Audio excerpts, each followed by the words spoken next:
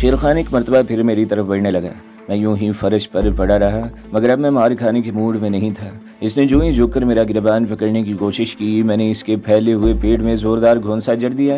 लम्हे भर को इसके चेहरे पर करब के आसार जाहिर हुए। मैं छिपकली की तरह रेंगता हुआ इसकी टांगों के बीच से दूसरी तरफ निकल गया। वो भी इतनी ही फुर्ती से घूमा, इसके पैरों पर बैरिंग फिट हों। मैं कलाबाजी खा के खड़ा हो गया। फिर अचानक इसने अपनी मनोवजनी जिस्म के साथ हैरत अंगेज़ फुर्ती से मुझ पर छलांग लगाई, मगर अपने ही जोर में सामने वाली दीवार से जा टकराया। मैं भी बरक रफ्तारी से अपनी जगह छोड़ दी थी। फिर इससे पहले कि वो मेरी तरफ घूमता, मैंने इसकी कमर पर पूरी कुव्वत से किक मारी। फिर घूम के पे दर पे 3 राउंड किक्स जड़ दी। मेरी इन ज़रबों से सिर्फ इतना फ़र्क पड़ा कि वो कुछ सुस्त पड़ गया। फिर वो जो ही मेरी तरफ घूमा, मैंने उछल के इसके चेहरे पर फ्लाइंग किक रसीद की। इस किक का खातिर खा असर हुआ और वो घुटनों के बल गिर पड़ा। मैं फर्श पे गिरते ही कलाबाजी खा के खड़ा हो गया। अरसा दराज के बाद इतने ज़बरदस्त हरीफ से मेरा वास्ता पड़ा था। इससे पहले कि वो खड़ा होता, मैंने पूरी कुव्वत से इसके पेशानी पर लेफ्ट हुक रसीद कर दिया। वो उलट कर पीछे गिरा तो मैंने जुस्त लगाई और इसकी मोटी गर्दन को खड़े खड़े अपनी पिंडलियों में दबा लिया। इसके मगदल नुमा हाथ मेरे हाथों में थे और वो बुरी तरह पल रहा था। क्या कर रहे हो शेर खान? ऊपर से दारा की धाड़ती हुई आवाज़ सुनाई दी। अब इस किस्म के चूहे भी तुम्हें मारेंगे? ये तो खैर अब मर ही गया है, मैंने हंस कर कहा। तुम अपनी खैर मनाओ। तुझे क्या हो गया है शेर खान? दारा धाड़ा, इसकी हड्डी पसली तोड़ दे। शेर खान ने जोर लगाकर उठने की कोशिश की, मगर मैंने इसकी दोनों कलाइयाँ मजबूती से जकड़ ली और इसकी गर्दन इतनी ज़ोर से पिंडलियों में दबाई कि तकलीफ़ की शिद्दत से इसका चेहरा मसख हो गया। अगर ज़ोर लगाओगे शेर खान तो तुम्हारी गर्दन टूट जाएगी, मैंने आहिस्ता से कहा, और दारा चाहता भी यही है। ये कहकर मैंने इसकी गर्दन पर गिरफ्त कुछ ढीली कर दी। वो गहरे गहरे सांस लेने लगा। मुझे अंदाज़ा हो चुका था कि शेर खान में अकल नाम की कोई चीज़ नहीं है। दारा ने मुझे ख़ास तौर पर इसलिए बुलाया है, वो चाहता है कि तुम्हारी मौत का इल्ज़ाम इसके सर न आए, वरना दाऊद इब्राहिम इससे जवाब तलब करेगा। तुम सच कह रहे हो? इसने अपनी दानिश में सरगोशी की थी, मगर वो आवाज़ भी इतनी बुलंद थी कि मुझे खदशा हुआ कहीं दारा ने न सुन ली हो। क्या तू मर गया शेर खान? दारा फिर धाड़ा, अगर तू नाकाम रहा तो मैं खुद अपने हाथों से तुझे गोली मार दूंगा। तुझे इसलिए नहीं पाला जा रहा कि तू ऐसे मरियल चूहों के आगे हाथ पैर डाल दे बेगैरत। देखा तुमने मैंने सरगोशी की? वो देख रहा है कि तुम बेबस हो, मगर वो तुम्हें गुस्सा दिला रहा है कि तुम उठने की कोशिश करो और तुम्हारी गर्दन टूट जाए। मैं इस हरामजादे को कुत्ते की मौत मार दूंगा। शेर खान दांत पीस कर बोला। ये मुझे शेर खान को बेगैरत कह रहा है? खुद गर्ज कमीना, मैंने न जाने कितनी दफ़ा इसकी जान बचाई है। शेर खान का चेहरा नफरत से मसख हो रहा था। मेरा वार कामयाब रहा था। अकल से पैदल वो गोश्त का पहाड़ एकदम दारा से बदजन हो गया था। मैंने एक जुआ खेलने का फैसला किया और इसे कहा, मैं तुम्हें छोड़ रहा हूँ, तुम मुझे पीछे की तरफ उछाल दो, वरना दारा अपने आदमियों को लेकर आ जाएगा। मैंने ये कहकर इसकी गर्दन और हाथ छोड़ दिए। इसने मेरे घुटने पकड़ के अचानक मुझे पीछे की तरफ उछाल दिया। मैं जानबूझकर दीवार से टकराया और फर्श पर गिर पड़ा। वो झपट के खड़ा हुआ और मेरी पुश्त पर लात रसीद कर दी। इसने जितनी कुव्वत से लात घुमाई थी, इतनी कुव्वत से मारी नहीं थी। इससे मुझे अंदाज़ा हो गया था कि वो मेरी बातों में आ गया है।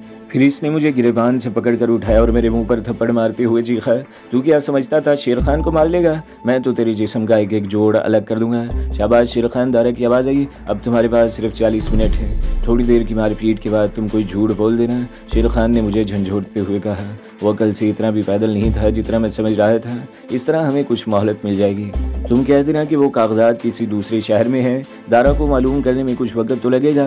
इसने कमर पकड़ के मुझे बच्चे की तरह उठाया और एक मरतबा फिर दीवार की तरफ उछाल दिया। इसमें कोई शुबा नहीं कि इस कमबख्त में बला की ताकत थी। इस मरतबा मुझे अच्छी खासी चोट आई। मैंने घूम के देखा तो वो झुक के एक डंडा उठा रहा था। मैंने लेटे लेटे इसकी पुश्त पर एक लात जमा दी ताकि दारा को इसकी नूरा कुश्ती का इल्म न हो जाए। इस वक्त शेर खान डंडा घुमा चुका था, जो गैर मुतवक्के तौर पर मेरे सर पर पड़ा। लम्हे भर को मेरी आंखों में सितारे से नाच रहे थे। मैंने सर झटक कर उठने की कोशिश की तो शेर खान का डंडा खासी कुव्वत से मेरी कलाई पर पड़ा। ज़रब इतनी शदीद थी कि डंडा 2 टुकड़े हो गया, मगर मुझे हैरत इस बात पर थी कि मेरी कलाई पर मामूली सी चोट आई। फिर मुझे एहसास हुआ कि मेरे सर से खून बह रहा है। खून मेरी पेशानी से बहता हुआ चेहरे पर आ गया। शेर खान ने मुझे गिराया और मेरे सीने पर सवार हो गया। इसने डंडे का टूटा हुआ टुकड़ा दोनों सिरों से पकड़ा और मेरी गर्दन पर हल्का सा रख कर दबा डाला। वो कमबख्त इतना भारी था कि मेरा दम घुटता जा रहा था। बताओ वो कागजात कहाँ हैं? शेर खान गरज के बोला। बताता हूँ, मैंने घुटी घुटी आवाज़ में कहा। टाइम नोट करे सर, शेर खान चीख कर बोला। ये ज़ुबान खोलने पर आमादा हो गया है। वेल डन शेर खान, दारा चहक कर बोला। अभी 12 मिनट बाकी हैं, मैं नीचे आ रहा हूँ। यार मेरे ऊपर से तो उठो, तुमने तो मेरा कचूमल निकाल दिया है, मैंने मुंह बनाकर कहा। वो उठ खड़ा हुआ और गिरेबान पकड़कर मुझे उठा लिया। मैं आगे पीछे यूं डोलने लगा जैसे पैर मेरा वजन सहालने के काबिल नहीं है। शेर खान ने दरवाजे के बाहर आहट सुनकर दरवाज़ा खोल दिया। दारा फातिहाना अंदाज में अंदर आया और रऊना तमीज़ लहजे में बोला, खासे अक्लमंद हो कामरान, हाथ पैर टूटने से पहले ही तुमने ज़ुबान खोलने का फैसला कर लिया। अभी तो शेर खान ठीक तरह से वार्म अप भी नहीं हुआ था। अब मैं इसे क्या बताता कि शेर खान अभी मेरे हाथों मरते मरते बचा है। हाँ बोलो, वो कागजात कहाँ हैं? दारा ने पूछा। वो कागजात अभी आला-ए-बाद में ही हैं। मैंने अपने लहजे को शिकस्त खुर्दा बना लिया। मैं वहाँ जिस बंगले में था इसके एक बेडरूम में छुपा दिए हैं मैंने। तुम झूठ तो नहीं बोल रहे? दारा ने कहा। तुम्हें अब भी शुबह है तो मुझे गोली मार दूँ या अपने इस देव से कहो कि मेरे हाथ पाँव तोड़ दें। तुम्हारे बयान की तस्दीक 2 घंटे के अंदर अंदर हो जाएगी। अगर ये झूठ निकला तो फिर वाकई मैं तुम्हें अपने हाथ से गोली मार दूंगा। दारा ने सर्द लहजे में कहा। तफसील से बताओ वो कागजात कहाँ हैं? मैं बंगले के जिस बेडरूम में था इसमें एक अलमारी है, वो खासी वजनी अलमारी है। इसका निचला फ्रेम कुछ इस किस्म का है कि फ़र्श से तकरीबन 6 इंच का गैप है। मैंने एक रात इस अलमारी को फ़र्श पर लिटाकर इसके निचले हिस्से में कागजात का लिफाफा स्टिचिंग टेप से चिपका के अलमारी को दोबारा खड़ा कर दिया था। मैंने फौरी तौर पर एक बहाना कर लिया। मैं तुम्हारी बात पर फौरी तौर पर यकीन किए लेता हूँ, लेकिन ये इतला गलत निकली तो तुम्हारा वो हशर करूँगा कि दूसरों के लिए इबरत बन कर रह जाओगे। फिर वो शेर खान से मुखातिब हुआ, इसकी मरहम पट्टी कर दो शेर खान, जब तक इसके बयान की तस्दीक नहीं हो जाती इस वक्त तक ये तुम्हारी निगरानी में रहेगा, चाहो तो इसे बांध दो। आप फिक्र मत करें, शेर खान ने कहा। भागना तो दूर की बात है, मैं इसे हिलने भी नहीं दूंगा। आप फर्स्ट एड का सामान भिजवा दें, डिस्प्रिन की 2 टैबलेट्स और कॉफ़ी भी भिजवा दो तो बहुत मेहरबानी होगी, मैंने मस्कीन से लहजे में कहा। 2-3 घंटे तक खूब ऐश कर लो, फिर अगर तुम्हारी इतला दुरुस्त हुई तो तुम हमारे दोस्त होगे। ये कहकर दारा वहाँ से चला गया। शेर खान सहारा देकर मुझे एक बेडरूम में ले गया। वहाँ डाइनिंग टेबल के आईने में मेरी नज़र अपने चेहरे पर पड़ी तो चौंक उठा। मेरा पूरा चेहरा खून में तर था और खासा काबिल रहम लग रहा था। रही सही कसर मेरी अदाकारी ने पूरी कर दी थी, इसीलिए दारा ने इतनी जल्दी मेरी बात पर यकीन कर लिया था। वो ये समझ रहा था कि शेर खान ने मार मार के मेरा बुरकस निकाल दिया है। बाथरूम में जाकर मुंह धो लो, शेर खान ने कहा। मैं मुंह धोकर बाहर निकला तो एक आदमी फर्स्ट एड बॉक्स और काफ़ी की ट्रे लेकर आ गया। जितनी देर में शेर खान ने मेरी मरहम पट्टी की इतनी देर में आंखें बंद किए आराम से बेड पर नीम दराज रहा। फिर मैंने डिस्प्रिन की 2 टैबलेट्स खाई और गरम गरम कॉफ़ी पीकर मेरे जिस्म में तवानाई की एक लहर दौड़ गई। कॉफ़ी पी के मैंने फिर सिगार सुलगा लिया। ये मत समझना कि मैंने तुम्हारी बकवास पर यकीन कर लिया है, शेर खान अचानक बोला। मैं बेवकूफ़ ज़रूर हूँ मगर इतना भी नहीं हूँ जितना तुम समझ रहे हो। इसकी बात सुनकर मैं सन्नाटे में रह गया और पलके झपकाए बगैर इसे घूरता रहा। घबराओ मत, शेर खान ने कहा। दारा से तो मुझे कई पुराने हिसाब चुकाना है। मैं एक आध दिन में वैसे भी इससे टकराने का फैसला कर चुका था। अब तुम साथ होगे तो मेरे लिए कुछ आसानी हो जाएगी। जिस अंदाज से तुम लड़ रहे थे इसे देखकर तो यूँ लग रहा था जैसे तुम्हारी पूरी ज़िंदगी लड़ते लड़ते ही गुजरी है। अब मैं इस हरामज़ादे दारा को बताऊंगा कि किसी को हर वक्त जलील करने का क्या अंजाम होता है। फिर वो चौंक कर बोला, हमारे पास वक्त बहुत कम है। दारा ने अब तक आला-ए-बाद टेलीफोन कर दिया होगा और इसके आदमी रवाना हो चुके होंगे। पहले तुम किसी तरह मेरा सामान ले आओ, फिर यहाँ से निकलने की कोशिश करते हैं। तुम्हारा सामान तो मैं मंगवा लेता हूँ। इसने दरवाजे के पास जाकर किसी को आवाज़ दी और कहा, कामरान का सामान लेकर यहाँ पर आ जाओ। दारा इस पर एतराज़ करेगा, मैंने कहा। वो मौजूद नहीं होगा, शेर खान हंस कर बोला। टेलीफोन करने दिल्ली गया होगा। यहाँ टेलीफोन नहीं है। यहाँ कुल कितने आदमी हैं, मैंने पूछा। मुझ समेत 9 आदमी हैं, शेर खान ने जवाब दिया। 4 गार्ड्स दारा के साथ होंगे। इसे गार्ड साथ रखने का खबत है, मतलब ये कि यहाँ सिर्फ 4 आदमी ऐसे हैं जो मुज़ाहमत करेंगे। मैं उठकर बैठ गया। वैसे इन 4 के लिए तुम अकेले ही काफ़ी हो, मगर मैं दारा का इंतज़ार करूँगा, शेर खान ने कहा। इस मरदूद को ज़िंदा छोड़ कर नहीं जाऊँगा। मैंने कब कहा है कि इसे ज़िंदा छोड़ो, मैं झिंझलाकर बोला। इसके आने से पहले यहाँ वालों पर तो काबू पा सकते हैं। शेर खान की मोटी खोपड़ी में ये बात ज़रा देर से आई, मगर जब आई तो इसकी आंखें चमकने लगी। तुम्हारा मतलब है कि? हाँ, मेरा यही मतलब है। मैंने इसकी बात काट दी। अब बातों में वक्त ज़ाया मत करो। फिर मैं कुछ सोच कर बोला, ऐसा करो, इन लोगों को एक एक करके यहीं बुलाओ। मैं चाहता था कि वो इन लोगों पर मेरे सामने काबू पाए। नहीं, शेर खान अपने सर नफ़ी में हिलाने लगा। गेट पर शंकर और गोपाल की ड्यूटी है, वो वहाँ से हिलेंगे भी नहीं, मुझे खुद ही जाना पड़ेगा। फिर मुझे भी साथ ले चलो, ऐसा ना हो तुम अकेले किसी परेशानी में गिर जाओ। तुम चलने फिरने के काबिल हो। इसने अपने ख्याल में तंज किया। मेरा दिल तो चाहा कि इसे कोई सख्त जवाब दूँ, मगर कोई भरोसा नहीं था कि इसकी खोपड़ी किस बात पर उलट जाए, इसलिए मैं खामोश रहा। चंद लम्हे बाद बस इतना कहा, मैं बिल्कुल ठीक हूँ। इस वक्त दारा को दिखाने के लिए अदाकारी कर रहा था। तो फिर आओ मेरे साथ, शेर खान ने कहा। अपनी जगह से हिलना भी मत। दरवाजे की तरफ से कोई चीख कर बोला। मेरे साथ शेर खान भी बुरी तरह उछल पड़ा। फिर बोलने वाला स्टेन गन संभाले हुए सामने आया तो गैर शऊरी तौर पर हम दोनों ने हाथ उठा लिए। इस हरकत का क्या मकसद है टोनी? शेर खान गरज कर बोला। मकसद? स्टेन गन बरदार टोनी नफरत से बोला। मैंने तुम्हारी सब बातें सुन ली हैं। तुम इस हरामजादे के साथ मिलकर हमें मारना चाहते हो। पागल मत बनो टोनी, शेर खान ने इसे डांटा, मगर इसका लहजा खोखला था। पागल तुम रहे हो, शेर खान, टोनी ने कहा। इसने पता नहीं तुम्हें क्या पट्टी पढ़ाई है जो तुम हम सबको मारने पर तुल गए हो। तुम दोनों बाथरूम में चलो, जब तक बॉस नहीं आ जाता मैं तुम्हें वहाँ से नहीं निकालूंगा। ठीक है टोनी, शेर खान दांत पीस कर बोला। मैं तुझसे भी नहीं मिल लूँगा। ये कहकर वो घूमा और बोझल कदमों से बाथरूम की तरफ बढ़ा। मैंने भी इसकी तकलीद की। मेरा जहन तेज़ी से काम कर रहा था कि इस सूरत हाल पर कैसे काबू पाया जाए। अचानक मैंने लड़खड़ाने की अदाकारी की और यूँ आगे पीछे झूलने लगा जैसे मेरे पैर जिस्म का बोझ उठाने के काबिल ना हो। इस दौरान में शेर खान आगे बढ़ गया था, वरना मैं गिरने के लिए इसका सहारा लेता। मैं लहराता हुआ धड़ाम से फर्श पर गिर पड़ा। कमरे में अगर तबीज़ कालीन ना होता तो अच्छी खासी चोट आती। शेर खान जाते जाते पलट पड़ा और फाड़ खाने वाले लहजे में बोला, तुम्हें मालूम नहीं था कि ये बहुत ज़ख्मी है और बॉस इसे ज़िंदा रखना चाहता है। अब अगर इसे कुछ हो गया तो बॉस तुम्हारी खाल खींचेगा। टोनी गड़बड़ा के मेरी तरफ दौड़ा, मगर इसकी स्टेन गन का रुख अब भी शेर खान की तरफ था। फिर वो सख्त लहजे में बोला, इसे मैं उठा लूँगा, तुम बाथरूम में जाओ। मैं फर्श पर पड़ा गहरे गहरे सांस ले रहा था। शेर खान जो ही बाथरूम में दाखिल हुआ, टोनी ने झपट कर दरवाज़ा बाहर से बोल्ट कर दिया। फिर वो मेरी तरफ मुतवज्जा हुआ। इसने झुक कर मुझे उठाना चाहा। मैंने एकदम इसकी स्टेन गन पर हाथ डाल दिया। इसने झटका देकर स्टेन गन छुड़ाना चाही, मगर अब वो बाजी हार चुका था। मैंने दूसरे हाथ से इसकी कनपटी पर जोरदार हाथ रसीद किया। वो तेवरा कर गिरने लगा तो मैंने इसे बाएं जानिब धकेल दिया। स्टेन गन पर कब्जा करने के बाद मैंने बाथरूम का दरवाज़ा खोल दिया और शेर खान से बोला, अब जल्दी से बाहर आ जाओ। शेर खान हंसता हुआ बाहर आ गया और बोला, मुझे यकीन था कि तुम इस पर काबू पालोगे। अब इसे इस बाथरूम में बंद करो और बाहर निकलो। मैंने घड़ी की तरफ देखते हुए कहा। बंद करूं? शेर खान नफरत से बोला। मैं इसे हमेशा के लिए खामोश कर रहा हूँ। इसने मुझ पर गन उठाई, मुझ पर जिसने इसे गन पकड़ना सिखाई। ये कहकर इसने टोनी की खोपड़ी पर इतनी ज़ोर से ठोकर मारी कि इसका सांस बंद हो गया और नाक से खून बहने लगा। मुझे इसकी यह हरकत बहुत नागवार गुजरी, मगर इस वक्त मैं इसकी मुखालफत मोल नहीं लेना चाहता था। मुझे कांता की फिक्र थी, वो तो अब तक नीम जान हो गई होगी। शेर खान दरवाजे की तरफ झपटा तो मुझे इसके हाथ में रिवॉल्वर भी नजर आया। वो कॉरिडोर उबूर करके बरामदे में पहुंचा और बुलंद आवाज में बोला, चरणदास। फौरन ही कमरे से एक साया सा निकल कर हमारी तरफ बढ़ा। वो रोशनी में आया तो मुझे इसकी शक्ल दिखाई दी। इसके चेहरे पर वो करख्तगी नहीं थी जो इसके दूसरे साथियों के चेहरों पर थी। क्या बात है शेर खान? इसने तशवीश ज़दा लहजे में पूछा। मुझे ऐसा लगा है जैसे कोई बाउंड्री वॉल से अंदर कूदा है। तुम ज़रा शंकर और गोपाल को भी बुला लो। वो उल्टे पैरों वापस चला गया। मैं अभी तक सामने नहीं आया था। शेर खान ने मुझसे कहा कि तुम अभी अभी इन लोगों के सामने मत आना। चंद मिनट बाद शंकर और गोपाल भी वहाँ गए। क्या हुआ शेर खान? आने वालों में से एक ने पूछा। अभी तक तो कुछ नहीं हुआ, मगर अब होगा। ये कहकर इसने एक के बाद दीगरे इतनी फुर्ती से 3 फायर किए कि मैं इसकी महारत का कायल हो गया। शंकर, गोपाल और चरणदास तीनों वहीं ढेर हो गए। शेर खान इन्हें ठिकाने लगाने के बाद मेरी तरफ घूमा तो मुझे इसकी आंखों में अजीब सी चमक दिखाई दी। मेरे ख्याल में ये लोग अभी जिंदा हैं। शेर खान ने कहा, जरा अपनी स्टेन गन दो, मैं इन पर एक ब्रस्ट भी फायर कर दूं। इसने अचानक स्टेन गन मेरे हाथ से ले ली और गुर्रा के बोला, अपने हाथ ऊपर उठाओ और वापस चलो।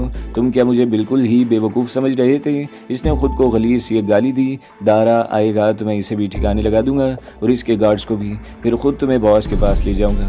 बॉस को बताऊंगा कि दारा इससे सौदेबाजी कर रहा था और भारी रकम लेकर इसे छोड़ने वाला था। मैं अगर ऐन वक्त पर न पहुंच जाता तो ये शिकार हमारे हाथ से निकल जाता, क्योंकि दारा के कहने पर इसने हमारे सब आदमियों का मर्डर कर दिया। मैंने दारा को गोली मार दी और इसे बेबस करके बांध लिया। और बॉस इतना भोला है कि वो तुम्हारी कहानी पर यकीन कर लेगा। तुम अगर मुझे मुर्दा हालत में बॉस के पास ले जाओ तो और बात है, जिंदा रहा तो मैं भी इसे हकीकत बता सकता हूँ। ज़रूर बताना। शेर खान तंजिया अंदाज में हंसा। इसी वक्त वीराने में किसी गाड़ी के इंजन की आवाज़ गूंजने लगी। दीवार की तरफ मुँह करके खड़े हो जाओ। शेर खान डपट के बोला। मैं दीवार की तरफ घूमा ही था कि मेरी खोपड़ी पर क़यामत सी टूट पड़ी। मेरी आंखों में तारे नाच गए और मुझे ज़ोरदार चक्कर आया। मैंने बेख्तियार दीवार पकड़ने की कोशिश की, फिर धड़ाम से फर्श पर गिर पड़ा। दूसरे ही लम्हे मेरा जहन तारीखियों में डूब गया, मगर ये कैफियत बहुत आर्जी थी। मुश्किल से 5 मिनट लगे होंगे। मैं होश में आया तो दारा शेर खान पर चीख रहा था, इस हरामजादी ने ज़ख्मी हालत में भी अकेले तुम 5 का मुकाबला किया। लानत हो तुम पर। गलती टोनी की थी सारी। शेर खान ने कहा। वो कमबख्त इसे कॉफ़ी देने गया तो इसके हाथ भी खोल दिए। ड्यूटी तो तुम्हारी थी, तुम इस वक्त कहाँ मरे हुए थे? दारा गरज की बोला। और अब वो है कहाँ? वो फरार हो गया सर, शेर खान ने जवाब दिया। मुझे इसकी डिटाई पर खासी हैरत हुई। वो पैदल यहाँ से ज़्यादा दूर नहीं जा सकता। दारा ने जल्दी से कहा, तुम लोग गाड़ी लेकर जाओ और इसे ढूंढो, मगर ख्याल रखना कि वो मरने न पाए। बॉस को जिंदा चाहिए वो। इसने शायद अपने गार्ड्स को हिदायत दी थी। रुक जाओ, शेर खान डपट कर बोला, अब इसकी ज़रूरत नहीं। इसके साथ ही स्टेन गन गरज उठी। गोलियों की तड़तड़ाहट और इंसानी चीखों ने माहौल को मजीद बोझल कर दिया। तुम पागल तो नहीं हो गए शेर खान? दारा डपट कर बोला, तुमने अपने ही आदमियों को हलाक कर दिया। हरकत मत करना अपनी जगह से। शेर खान का लहजा बहुत सफाक था। तुमने भी मेरे साथ कुत्तों का सा सलूक किया है। अब यहाँ हिसाब चुकाने का वक्त आ गया है। इसके साथ ही स्टेन गन एक मरतबा फिर गरजने लगी। इसकी आवाज़ में दारा की करबनाक चीख दब कर रह गई। गोया शेर खान ने इन सबको हलाक कर दिया था। फिजा में धुएं और बारूद की बू रची हुई थी। ये मकान वीराने में था, इसलिए शेर खान ने इतनी आज़ादी से स्टेन गन इस्तेमाल की थी। फिर इसके भारी कदमों की आवाज़ कॉरिडोर में गूंजी तो मैंने आंखें मूंद कर हाथ पैर ढीले छोड़ दिए ताकि शेर खान मुझे बेहोश ही समझता रहे। वो मेरी तरफ आया और मुझे लात मारता हुआ दूसरी तरफ निकल गया। मैं बिलबिला कर रह गया क्योंकि इस मरदूद की गधे जैसी लात मेरी पसलियों में लगी थी, मगर मैंने अपनी जगह से हरकत नहीं की। यूं ही आंखें मूंदे पड़ा रहा। न जाने अब वो क्या करने वाला था। क्या मुझे कार के जरिए आला बाल ले जाने वाला था या दाऊद इब्राहिम किसी और शहर में था? थोड़ी देर बाद इसके कदमों की चाप गूंजी। मैंने एक आंख खफीफ सी खोल के देखा। इसने स्टेन गन निशाने से लटकाई थी। हाथ में रस्सी का एक लच्छा था। वो इतना अहमक हरगिज़ नहीं था जितना मैं इसे समझ रहा था। वो मेरे हाथ पैर बांध के मुझे बेबस करना चाहता था ताकि होश में आने के बाद भी मैं बेबस रहूं। मैंने सोचा अगर वो मुझे बांधने में कामयाब हो गया तो फिर मैं कुछ भी नहीं कर सकूंगा और वो बहुत इत्मीनान से मुझे दाऊद इब्राहिम के कदमों में डाल देगा। वो पहले मेरे पैरों की तरफ गया और दोनों पैर मिलाकर मजबूती से बांधने लगा। मरदूद ने मुझे इतनी कुव्वत से बांधा था कि पैरों के तलवे सुन्न हुए जा रहे थे।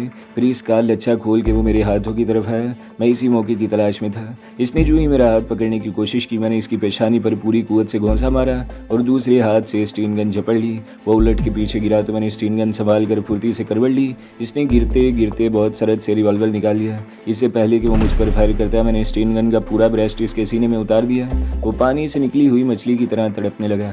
कमबख्त ने तड़पते हुए भी मेरे पहलू में ज़ोरदार लात रसीद कर दी। चंद लम्हों बाद वो साकित हो गया। मैं उठकर बैठ गया। मैंने अपने पैर खोले और जल्दी से उठ खड़ा हुआ। मुझे उस खूनी जगह से वहशत हो रही थी।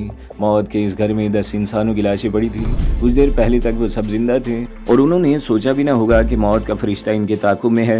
10 लाशों के दरमियान मुझे अजीब सा एहसास हो रहा था। अब मैं जल्द से जल्द वहाँ से निकलना चाहता था। मैंने शेर खान का रिवॉल्वर और स्टेन गन उठाई और अपना सामान तलाश करने लगा। वो कई कमरे थे। एक कमरे में मुझे अपना शोल्डर बैग और दोनों सूटकेस नजर आ गए। मैंने बैग खोल कर देखा। इसमें हर चीज़ जूं की तूं मौजूद थी। सामान उठाकर मैं फुर्ती से बाहर निकल गया। बाहर गाड़ी मौजूद थी मगर इग्निशन में चाबी नहीं थी। मैंने दोनों सूटकेस पिछली सीट पर रखे मगर शोल्डर बैग अपने साथ पैसेंजर सीट पर रखा। गाड़ी की चाबी इन्हीं में से किसी के पास थी। वो सब आड़े तिरछे फर्श पर पड़े थे।